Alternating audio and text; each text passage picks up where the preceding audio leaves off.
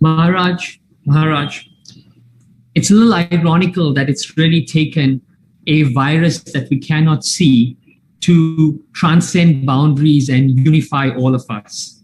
Maharaj, what are the small conscious social behavior changes you think we should all adopt that will really have a deeper, more longer lasting effect in how we move forward from this?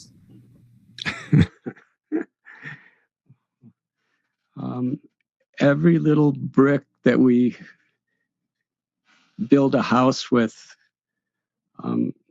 needs to be upon a foundation that makes it sustainable, that gives it strength. And the foundation of humanity is this principle of karuna, or compassion. In the Bhagavad Gita, Krishna tells Sama Sarveshu Bhuteshu that a truly spiritual person, from whatever religion or spiritual path one may take, the testimony of their sincerity is how we can show compassion to other living beings, how we see life as sacred in every way, not to take advantage or take things for granted. In today's world, there are so many people worldwide, and especially at this time in India, who are suffering and dying because they cannot breathe. Every day, how many breaths do we take? And how grateful are we for those breaths? If you can't breathe, you'll give everything you have for a breath. But when you can easily breathe, you don't even think about its value. We don't see it as a gift. And this is a principle that's underlying all true spiritual paths, that all of creation is God's gifts. And the best way to utilize God's gifts is to share them with each other. Because aham bija pratapita, we are all children of the same source.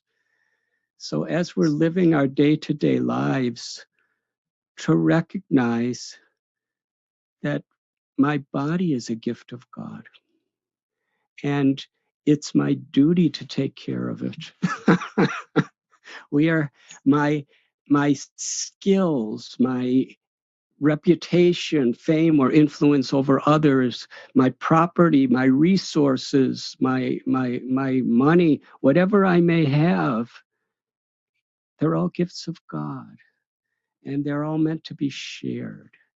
And it's in that sharing, which we call seva, for the well-being of others, that we can find real happiness.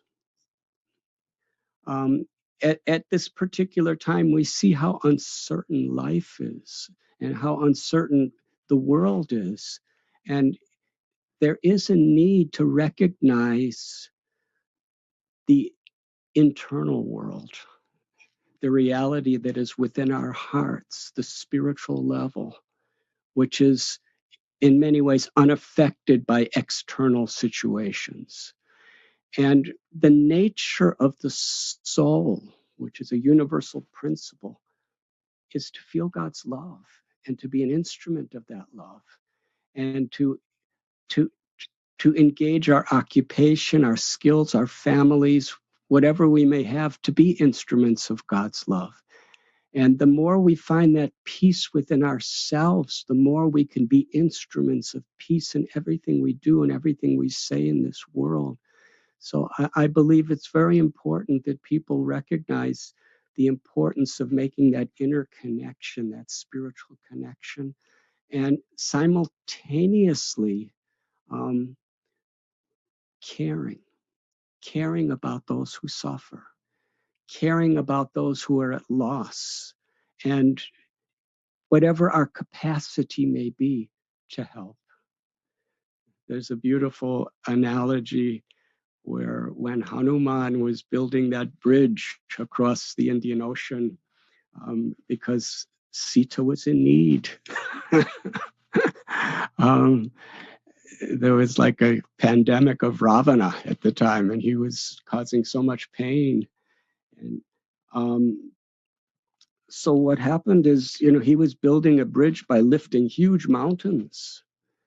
And there was a little squirrel, and all he could do, maybe it was a girl, all she could do was just kick one grain of sand at a time, to contribute.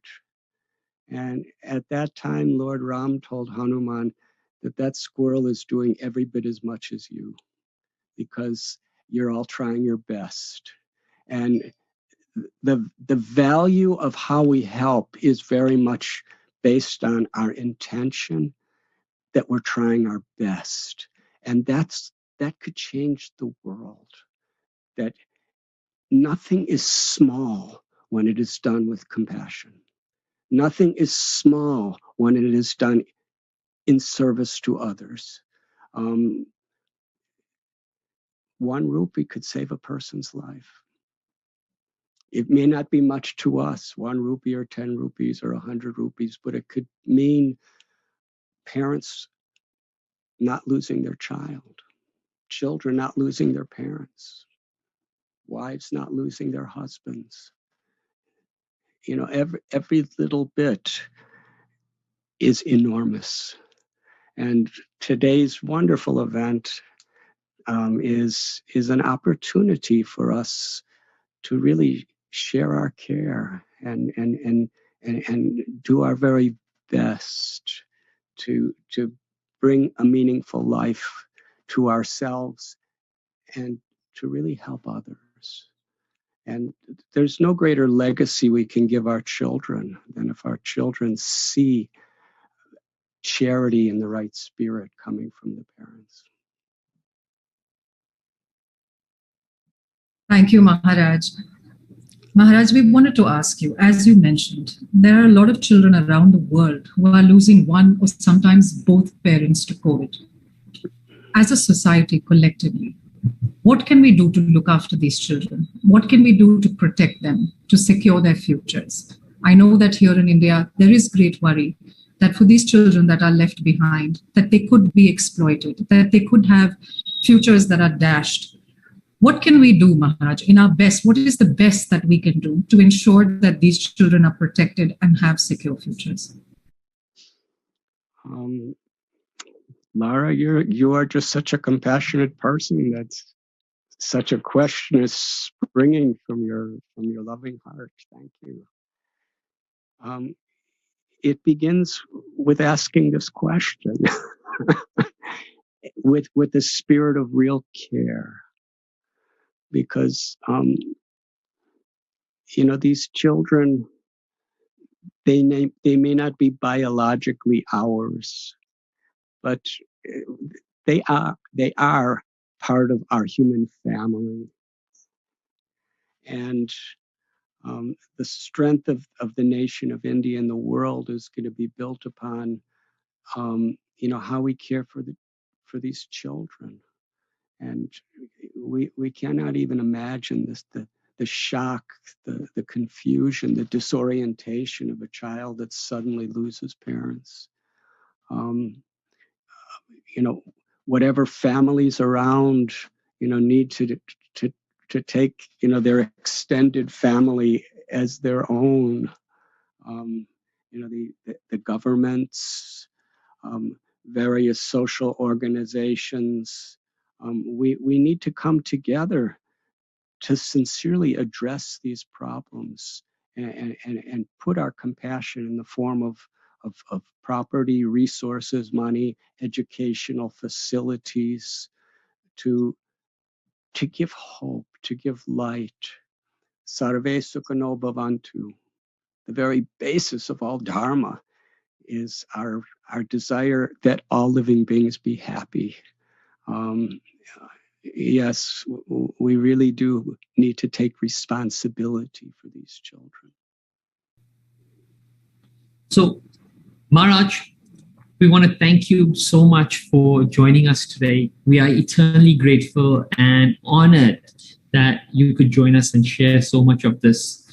This is a really relentless humanitarian effort, and we need to inspire each other to contribute. And I think your message of really connecting with our inner self, of finding compassion, finding that love, looking at another person as not just biological, but looking at that soul in that other person and caring, is really and truly the message and the need of this hour. So, Maharaj, thank you so much for joining us today and sharing these beautiful narratives and these beautiful, powerful lessons.